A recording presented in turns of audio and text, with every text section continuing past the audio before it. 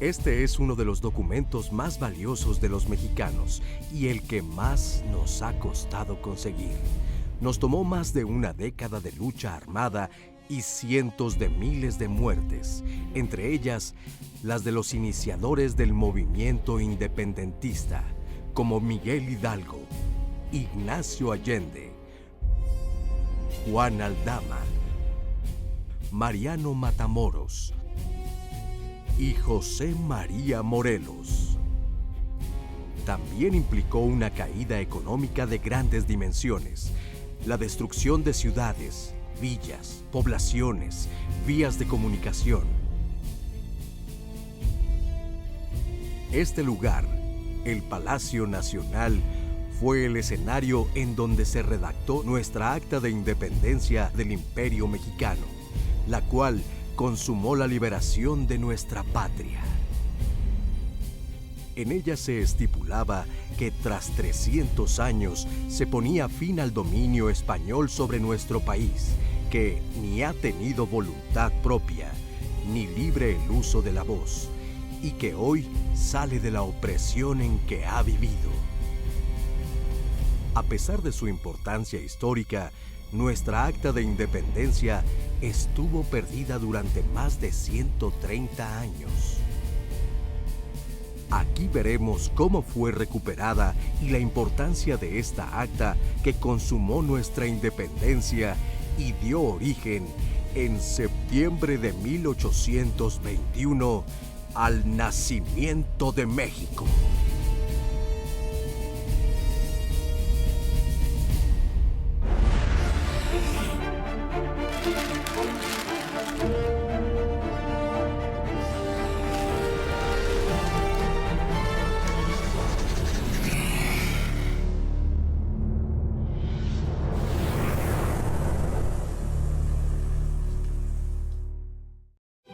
Después del grito de independencia con el que el cura Miguel Hidalgo llamó a combatir por nuestra emancipación, tuvieron que pasar más de 11 años de lucha armada para que se firmara el documento que nos volvió libres.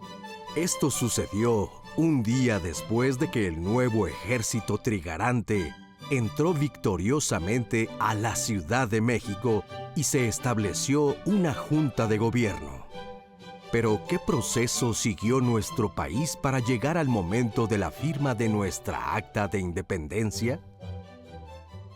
Como todos los procesos históricos, este es uno muy complejo y no únicamente podríamos ubicar una causa, sino un conjunto de variantes y de problemáticas que atravesaban no solo la Nueva España y no solo a la sociedad del Bajío, sino a ese conglomerado político gigantesco que era la monarquía española y que a su vez tendríamos que enmarcar en un amplísimo y muy interesante proceso de desintegración de las estructuras imperiales de las monarquías europeas en América. En realidad son muchísimos niveles, muchas dimensiones los que tendríamos que ubicar para explicar que un conjunto de poblaciones y de pobladores concretos decidan levantarse en armas y retar un régimen establecido.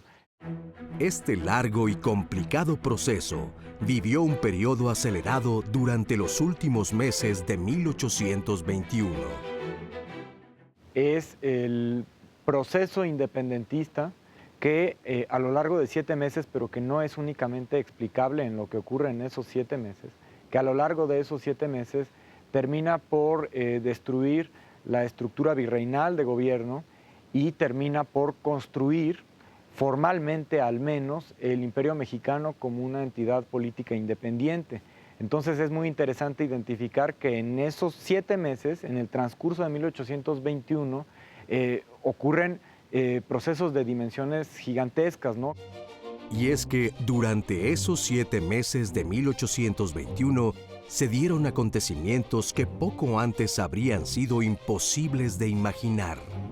El 24 de febrero, por ejemplo, Agustín de Iturbide, cabeza del ejército realista, encargado de derrotar a Vicente Guerrero, el jefe de los insurgentes del sur, con quien ya se había carteado, le presenta un plan a favor de la independencia, el famoso Plan de Iguala, y consigue su apoyo para seguir adelante con la liberación de México.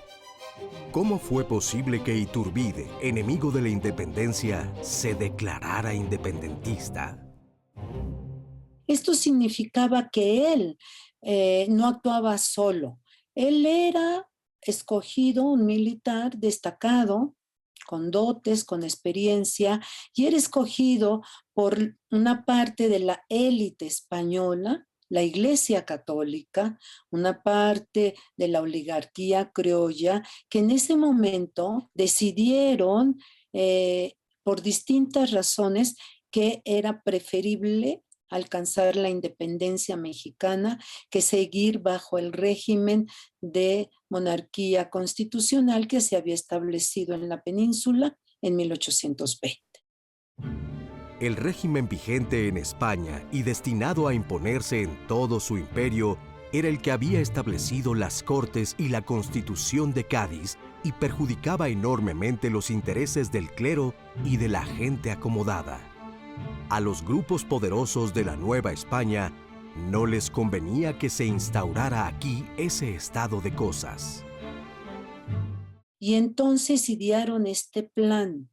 Y en este plan se hace, justamente nombran a Iturbide comandante militar de esa comandancia donde operaba Vicente Guerrero. En 1820-21, Vicente Guerrero era el jefe de la causa insurgente. Tenía a su mando un número destacado de tropa y no se había rendido nunca a los españoles. Y justamente nombran a Iturbide, comandante de ahí, para que llegara a un acuerdo con Guerrero. Era muy difícil pensar que la independencia se podía lograr de manera, digamos, relativamente pacífica en 1821, sin contar con el apoyo de los insurgentes. Entonces, aquí la pregunta es, ¿qué negoció Iturbide con Guerrero en febrero de 1821 que da lugar al Plan de Iguala? El punto de convergencia central del Plan de Iguala era la independencia y la unión entre los diversos sectores de la Nueva España. ¿Qué se dio el proyecto insurgente? Bueno, que se optó por un gobierno monárquico y no por uno republicano, que constituía una parte central del ideario insurgente de Morelos y de Vicente Guerrero. Sin embargo, para Vicente Guerrero era deseable la independencia, aunque fueran esos términos, debido a que de esta manera pues, se concluiría con una guerra que en ese momento era difícil que alguno de los dos bandos ganara. Entonces era una manera de cesar con el desangramiento de la población y avanzar en un punto central, la independencia.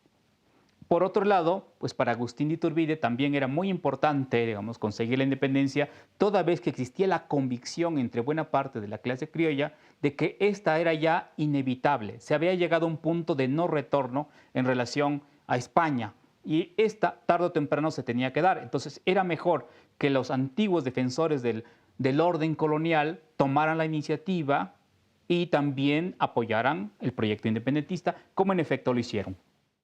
En mi opinión, los temas centrales del Plan de Iguala ya estaban, ya los tenía Iturbide porque él no es el único autor, ¿no? Sino los cuerpos que ya mencioné, la iglesia sobre todo, y las oligarquías criollas en la Ciudad de México se reunieron para discutir los términos de esta consumación, que es justamente con tres garantías. La primera era la independencia, la segunda era la religión católica como única, sin tolerancia en ninguna otra, y la tercera la unión entre españoles y americanos. Entonces, y también acordaron que el nuevo Estado mexicano sería una monarquía constitucional, que en el poder ejecutivo estuviera el rey español, el rey Borbón. Esos fueron los acuerdos básicos del Plan de Iguala.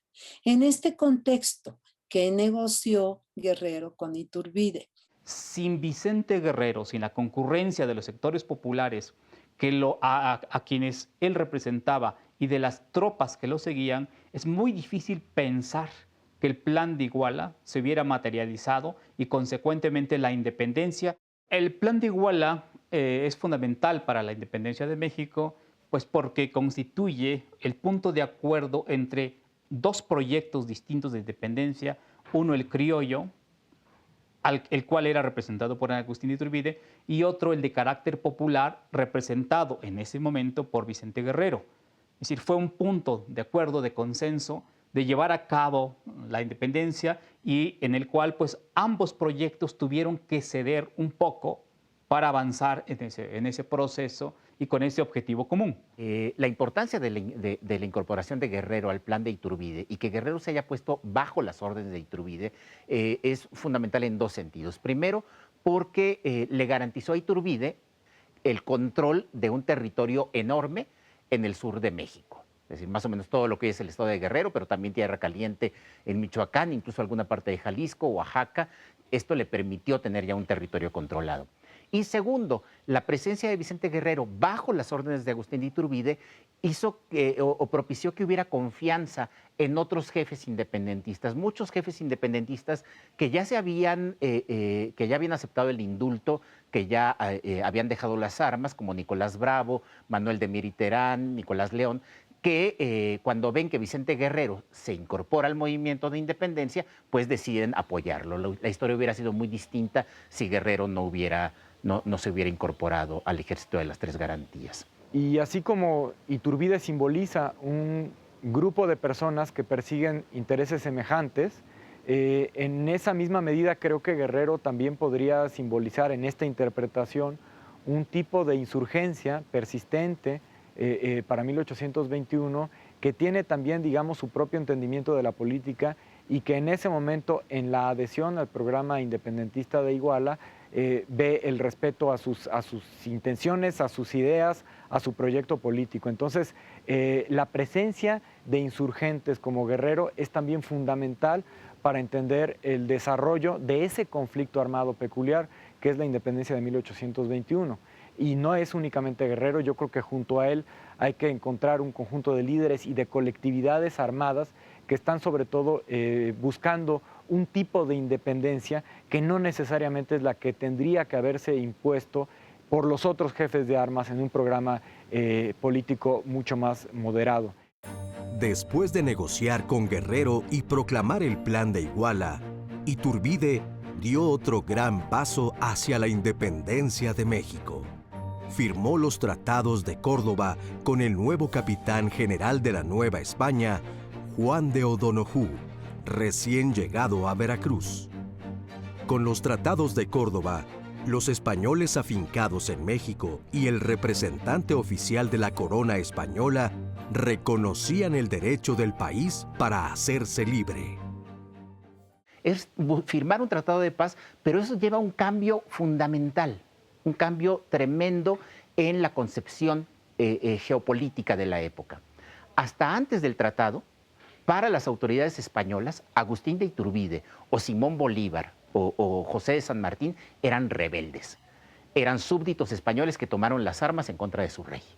A partir de la firma del tratado, ya son reconocidos como jefes de Estado. Son reconocidos como jefes de la República de Colombia para Bolívar o del Ejército Imperial Mexicano en el caso de Iturbide. Es decir, hay un reconocimiento implícito de que existe un país llamado México, en ese momento Imperio Mexicano. El siguiente paso era entrar en México y ocupar la capital, donde estaban asentadas las últimas tropas del ejército realista. O'Donojú ordena a Novella. Él era el jefe. Él sí tenía facultades para ordenarle a Novella que capitulara la Ciudad de México y se le entregara al ejército trigarante. Eso es lo relevante de los tratados de Córdoba, porque eso se hace en julio. Y por eso en septiembre ya puede desfilar el ejército trigarante consumando la independencia en la capital del anterior virreinato, la Ciudad de México. Para mí, O'Donojú explica el último desenlace del movimiento trigarante en la medida en la que su propia presencia permite negociar la apertura de la Ciudad de México, que en ese momento, es decir, julio, agosto y principios de septiembre de 1821, estaba gobernada por un gobierno literalmente golpista, que había depuesto al virrey Legítimo Ruiz de Apodaca, y ese gobierno golpista, encabezado por Francisco Novella, estaba dispuesto a llevar la defensa de la Ciudad de México hasta sus últimas consecuencias, y es O'Donoghue, el negociador que permite que se abra la Ciudad de México y las tropas trigarantes entren en términos pacíficos. Pero es esa figura, a partir de su propia legitimidad como jefe político de la Nueva España, el que desarma en términos políticos, pero también militares, la resistencia de la Ciudad de México. Después de que el ejército trigarante entró victoriosamente a México, Iturbide recibió las llaves de la ciudad y se formó la Junta Provisional Gubernativa. Al día siguiente, esta junta y los miembros del Consejo de Regencia firmaron el Acta de Independencia.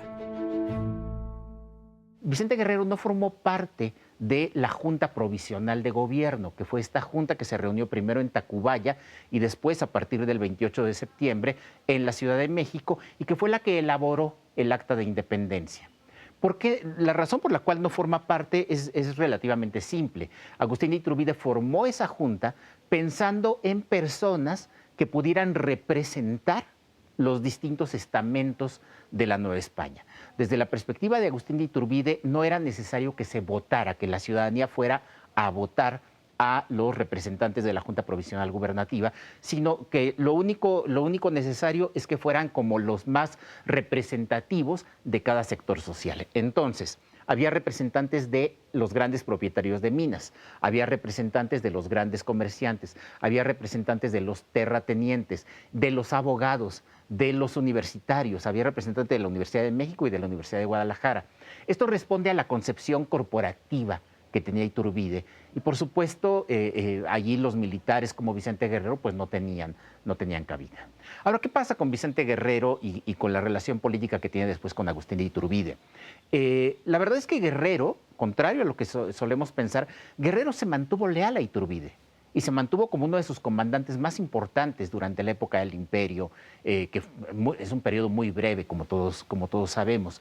Bien, aunque insisto en que a mí me gustaría interpretar estos procesos en términos colectivos y digamos desde abajo, es innegable la importancia aglutinadora, digamos, de Agustín de Iturbide como primer jefe nominal, práctico, militar del movimiento independentista, del ejército de las tres garantías, del ejército imperial. La cabeza visible de ese movimiento es claramente Iturbide y así se reconoce desde el primer momento. Entonces tiene una capacidad de atraer a distintas posturas y a distintos personajes, algunos en algunas ocasiones de imponer su voluntad a otros, pero sería muy difícil explicar el desarrollo del movimiento independentista de 1821 sin una figura como la de Iturbide, que creo que simboliza un grupo de jefes de armas que tenían un entendimiento muy semejante del desarrollo del conflicto y de su posible solución. Agustín de Iturbide es un personaje muy importante para la consumación, eso es indudable. Pero también recordamos que Agustín de Iturbide fue un jefe contrainsurgente, muy violento, muy sanguinario, muy cruel. Sabemos que las medidas que tomó en contra de la población civil, no en contra del ejército insurgente, en contra de la población civil durante la Guerra de Independencia, pues fueron terribles. Fueron muy despreciaba completamente la vida de la gente común y corriente. Y después, como cualquier otro político ambicioso, pues busca llegar a ocupar el poder ejecutivo. En ese momento es un imperio, por lo tanto se corona emperador. Y aquí viene luego una especie de castigo retroactivo, por decirlo de alguna manera. En el momento en el que Iturbide propone la monarquía constitucional, esa forma de gobierno era aceptable por todos. Todo el mundo creía que sí, una monarquía constitucional garantiza derechos. Cuando cae la monarquía constitucional y se establece la república, entonces viene en México un repudio a las instituciones monárquicas y a quien las encabezó, a Agustín de Iturbide. Entonces Iturbide pasa como el malo en la historia, que traiciona el impulso de la independencia, que se supone que era republicano, aunque tampoco estamos seguros, pero se cree que era republicano, y que finalmente se corona emperador. Posteriormente a la firma del Acta de Independencia, distintas provincias y ciudades se unieron al Plan de Iguala y al Imperio Mexicano, incluso la Capitanía General de Guatemala, que abarcaba casi toda Centroamérica excepto Panamá. Solo el fuerte de San Juan de Ulúa siguió hasta 1825 controlado por los españoles. Las Cortes de España no reconocieron ni el Plan de Iguala, ni los tratados de Córdoba que había firmado O'Donoghue, ni el Acta de Independencia, tampoco el rey. De hecho, los españoles intentaron, sin éxito, reconquistar México pocos años después. No fue sino hasta 1836 cuando la reina María Cristina, la regente viuda de Fernando VII, reconoció en nombre de su hija, la reina Isabel II, muy joven, la independencia de México. Desde 1820, en España ya se estaba discutiendo abiertamente la posibilidad de aceptar las independencias. Si en México había una situación crítica en materia económica, en España también. España no tenía capacidad de armar ejércitos para mandarlos al otro lado del mundo a someter a los países que se estaban independizando.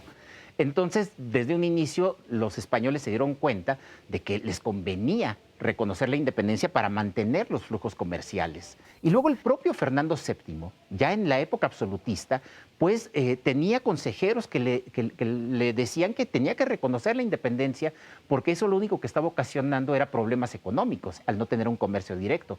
Pero cada vez que las autoridades españolas absolutistas insinuaban que se podía reconocer la independencia de los países americanos, empezaba a haber escándalo en España, se acusaba a los ministros de traidores y eso fue retrasando constantemente el reconocimiento hasta que murió el rey Fernando VII. El Acta de Independencia del nuevo Imperio Mexicano tuvo un destino insospechado. El Acta del Imperio Mexicano, el Acta de Independencia de nuestro país, fue firmada el 28 de septiembre de 1821. Se realizaron dos copias, una para el Poder Ejecutivo y otra para el Poder Legislativo. En ella hubo al final 33 firmantes. Sin embargo, sucede que el acta que se encontraba en la Cámara de Diputados fue consumida por un terrible incendio, la cual la perdimos para siempre. Lamentablemente, alrededor de 1830, la segunda acta, la cual estaba en poder del Poder Ejecutivo, pues fue sustraída, fue robada. Y sabemos que Maximiliano de Habsburgo, cuando llega a México en 1864, la trae con él. Sin embargo, al momento de su fusilamiento en 1867, algún miembro de su corte, hombre de confianza, posiblemente Agustín Fischer, la toma y se la lleva a Europa nuevamente. Los mexicanos iban a vivir así por lo menos 131 años sin su Acta de Independencia, donde se declaraba solemnemente, aludiendo a la patria, que los heroicos esfuerzos de sus hijos han sido coronados y está consumada la empresa eternamente memorable. El único ejemplar existente del Acta de Independencia recorrió un largo camino hasta regresar a nuestro país. No sería hasta muchísimos años después que Joaquín García y Casbalceta, este sabio, erudito, gran cronista de la Ciudad de México, la recuperaría de manos de un anticuario madrileño llamado Gabriel Sánchez. La compraría y posteriormente se la heredaría a su hijo Luis García Pimentel, quien a su vez se la vendería a un personaje, un mexicano que estaría en Europa, que llevaba el nombre Florencio Gavito. Él muere de leucemia y en su testamento deja la voluntad a su hijo que se la entregue al presidente de la República cuando él falleciera. Entonces, así sucede que el acta llega a nuestro país y se hacen los estudios concernientes importantes para revisar que fuera un documento original, que fuera el acta real de la independencia de México. El acta regresó a nuestro gobierno, representado por el presidente Adolfo López Mateos, el 21 de noviembre de 1961. Y hoy en día se encuentra en una cápsula especial dentro de una bóveda de seguridad en el Archivo General de la Nación. Ahí conservamos a la fecha el acta de independencia con la que se consumaban los esfuerzos de una nación por ser libre.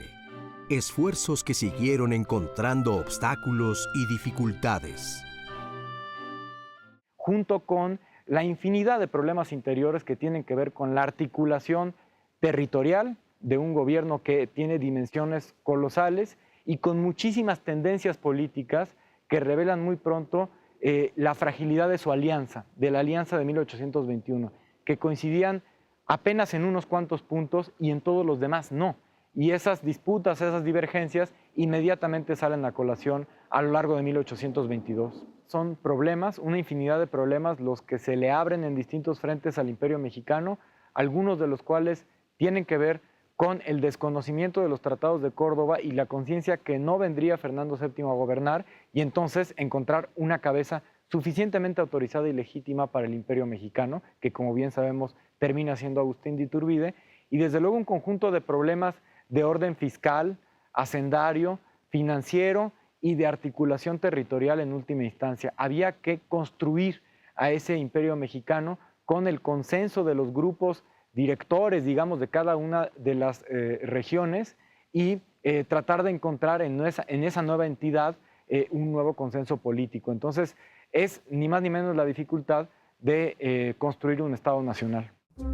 A pesar de todas las dificultades y problemas, la nueva nación se fue desarrollando sobre una serie de bases que quedaron estipuladas en el Plan de Iguala, los Tratados de Córdoba y el Acta de Independencia.